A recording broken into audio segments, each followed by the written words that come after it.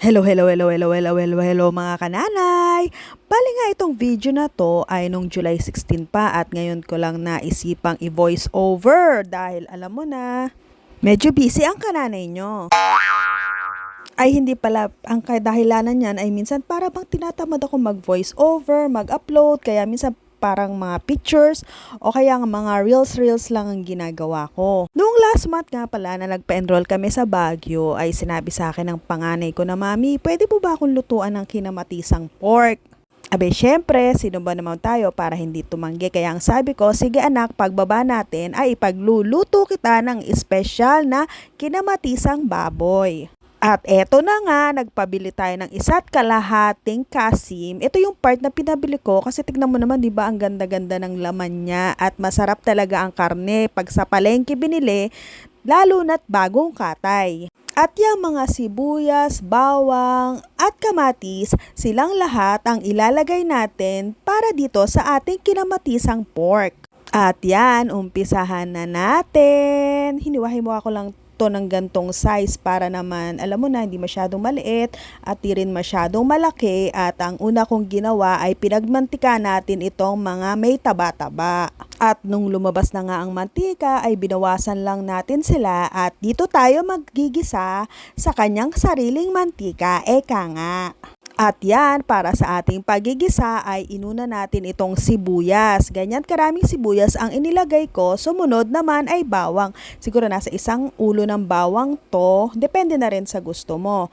At eto, sa kamatis natin, siguro mga 1/2 kilo o higit pa, kayo na ang bahalang tumansya.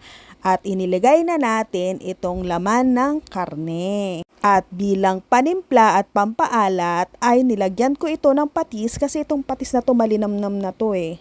Yung link ng lalagyan ng bote ng patis at itong dashida powder ay ilalagay ko na lang dito sa aking comment section. At pandagdag pampalasa ay maglalagay din tayo nitong paminta. Akala ko sa SNR ko nabili itong paminta na to kasi sobrang napakalasa niya at maanghang. Yung pala sa Vietnam namin to nabili nung nag-grocery kami doon. Wala lang, share ko lang. At takpan na natin habang yung apoy naman ay ilalagay natin sa medium fire. Ganyan lang mga mami. At gagawin natin, slow cook ba para lumabas yung katas niya at linamnam. At habang pinapakuluan natin siya ay meron din ako nakita sa ref nitong mga pechay. So medyo lanta na siya pero okay pa rin tong gamitin. Hindi pa naman siya ganun kabulok at goods na goods pa to.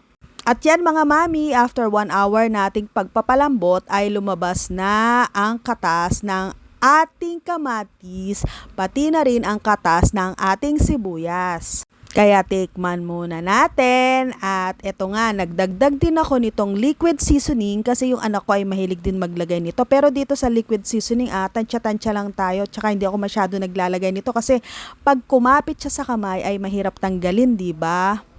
Siguro 2 kutsarang liquid seasoning yon. At eto naman, inilagay na natin itong tangkay nung pecha. Yung inuna ko muna yung matigas na part at pagkatapos naman itong dahon.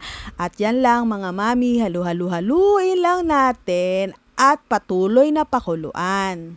Habang vino-voice over ko nga to, naalala ko na naman yung sinabi ng anak ko nung isang araw. Ngayon kasi ay nasa UP na siya at nag-uumpisa na ang pasok niya. Sabi niya, "Mami, namimiss ko na yung kinamatisang pork." At isa nga ito sa mga request niya daw pag uwi niya. Bukod sa adobo at sinigang, gusto niya ring magpaluto ng kinamatisang porks. Kaya sabi ko, "Sure naman anak, ikaw pa ba?"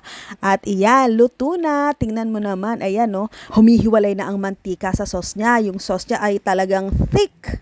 At lasang-lasa mo nga ang linamnam ng niluto nating ulam. At first time nga makatikim ng anak ko nito at ang sabi niya, "Ay mami, masarap pala to no?" Kung natatandaan nyo nga dati ay nagluto din ako nitong kinamatisang baboy kaso failed naman. Feel ko failed yung ginawa ko kasi ang tigas yung karne na nabili ko. And this time, perfect na talaga to at mabuti rin yung lagyan natin ng gulay para naman eka nga ay healthy at balanse ang ating pagkain. Kaya kung ako sa inyo ay try nyo na rin ang gantong luto para din siyang alam mo yung pakam na manok. Parang ganun din yung process niya pero iba pa rin kasi pag baboy talagang malinamnam. Yun lang. Thank you for watching!